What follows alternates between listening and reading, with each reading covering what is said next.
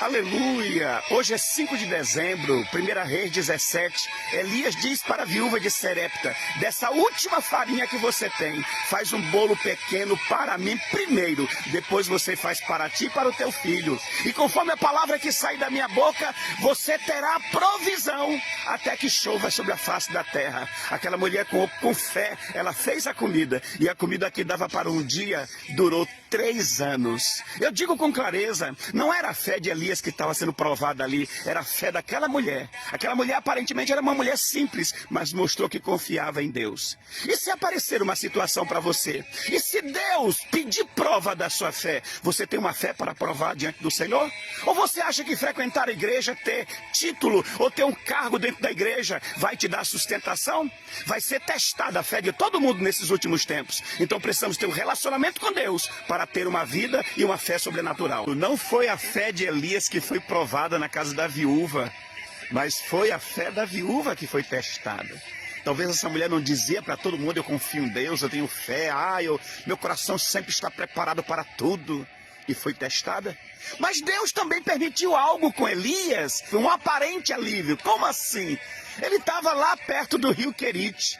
A água já estava secando, diz a palavra, ele comendo o que o corvo trazia.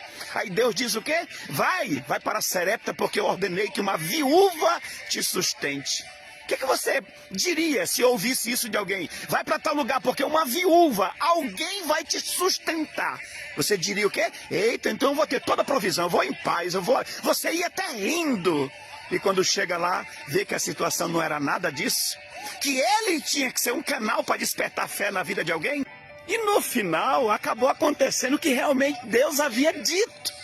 Ele se tornou provedor para a viúva e a viúva sustentou ele por um certo período.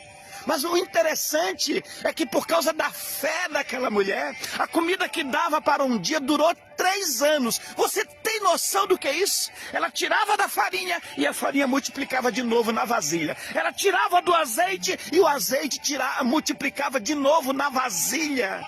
Significa dizer que nós seremos testados, nós seremos provados. E se Deus encontrar fé real e verdadeira no nosso coração, Ele está dando a garantia que Ele vai prover tudo. Ainda que o céu se feche, ainda que tudo trave, ainda que não tenha provisão de lugar nenhum, ainda que as portas não abram para muitos na concepção de muitos, Deus que está dando a garantia que vai prover todas as coisas para nós.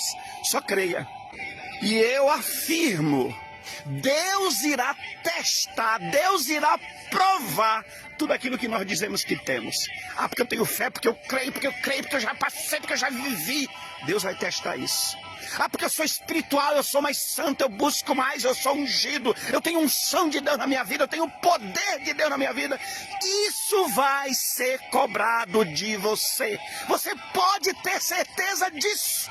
Porque Deus não se deixa enganar. Você pode enganar muita gente por aí, mostrando que é crente, mostrando que é espiritual, mostrando que tem unção, que tem poder, mas Deus vai testar a cada um de nós, porque Ele não vai permitir que a gente ande no engano, na mentira, enganando a outras pessoas.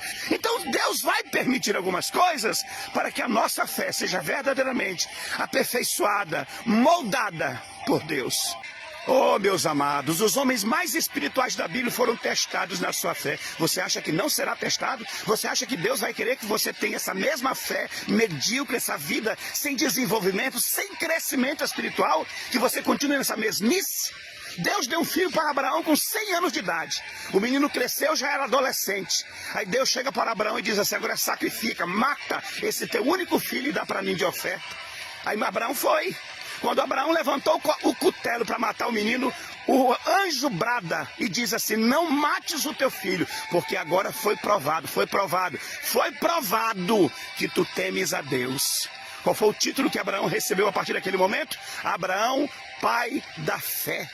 Então, meus amados, não se engane. Deus exige de cada um de nós que sejamos crentes de verdade, homens e mulheres verdadeiros na presença dEle e que tenham uma fé genuína. Você, meu irmão, é espiritual como Daniel, como Sadraque, Mesaque e Abednego? Daniel foi jogado dentro de uma cova dos leões. Tem gente que está passando por uma lutazinha, uma perseguição, porque falaram mal dele, excluíram ele do Facebook, do WhatsApp, do Instagram. Ele já está pedindo a morte para Deus. Foi jogado, Sadraque, Mesaque e Abednego foi jogado dentro do fogo. Tem gente que não está sendo nem perseguido direito, não está enfrentando tantas provações, mas ele já está dizendo que quer sumir da cidade, quer ir embora, quer largar tudo, já deixou com que os impulsos tomem conta dele, já age na força do braço, já agride, já ataca. Sabe por quê? Porque na verdade não tem uma vida verdadeira diante de Deus, não tem fé e não anda segundo a vontade de Deus. Se foi ver, vive até na prática do pecado. Quando eu digo que as pessoas estão se desesperando por pouca coisa, é porque eu estou dando exemplos grandiosos. E o mesmo Deus que livrou essas pessoas quer livrar você. Mas Deus está olhando para muitos e não está vendo fé, não está vendo firmeza nele. Jó perdeu 7 filhos em um só dia. Você tem noção do que é um pai de família enterrar 7 filhos? Você tem noção do que é um homem ficar doente de uma doença que não tinha cura na época, que era lepra? Perder tudo que tinha, ficar na miséria, e ele poder abrir a boca e dizer: eu sei que o meu Redentor vive, que por certo Deus vai se levantar em meu favor, Deus vai me socorrer, Deus vai agir.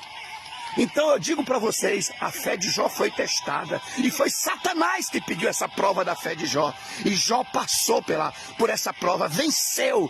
Se você for jogado na cadeia de maneira injusta, o que você fará? Fica lá dentro da cadeia chorando, esbraguejando, dizendo: Deus, eu sou teu servo, me ajuda. E no entanto Paulo estava dentro da cadeia e ele estava dizendo: eu sei viver bem em qualquer circunstância, eu sei ser humilhado, eu sei ser exaltado. Meu Deus, eu sei viver na abundância, eu sei viver na escassez. De tudo tenho aprendido, e eu posso todas as coisas naquele que me fortalece. E eu já vi crentes dizendo: eu não aceito passar por isso, eu não suporto mais isso, eu não aguento mais isso, Senhor. Se o Senhor não mudar é porque o Senhor não é Deus. E até mesmo Deus diz na sua palavra que Ele não permitirá que sejamos provados além das nossas forças, e que com toda a provação virá o livramento, mas para aquele que busca a face dele constantemente. E Jesus nos fala em Mateus 24, Lucas 21, que todos os cristãos irão ser provados, é o chamado princípio das dores. E como eu tenho dito há muitos anos, todo crente irá passar pela peneira. Eu estou falando de crente, irá passar pela peneira para se cumprir o que está escrito. E mais uma vez se saberá, aquele que serve a Deus e aquele que não serve.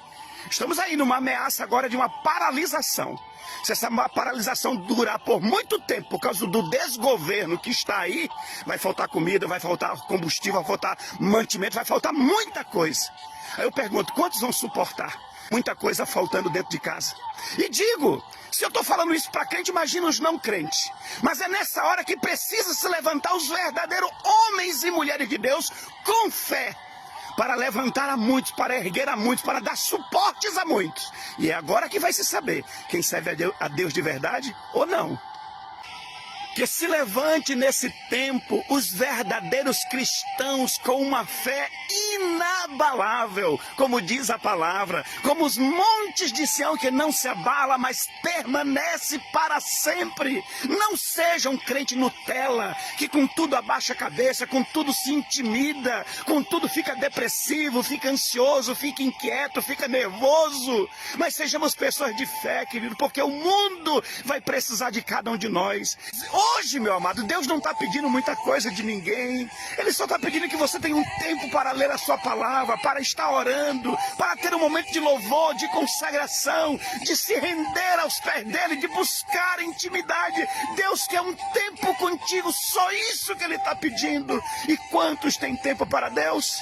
E se não busca, se não faz isso, como ser espiritual, como ter fé? Deus nos declara, Ele não nos deu espírito de temor, de medo, de pânico, mas Ele nos deu espírito de ousadia, de poder, de moderação, nos deu autoridade para destruir todas as obras das trevas. Então seja esse homem, seja essa mulher de Deus, que Deus pode contar agora nesse tempo na terra, para dar suporte, para ajudar, para socorrer a outros.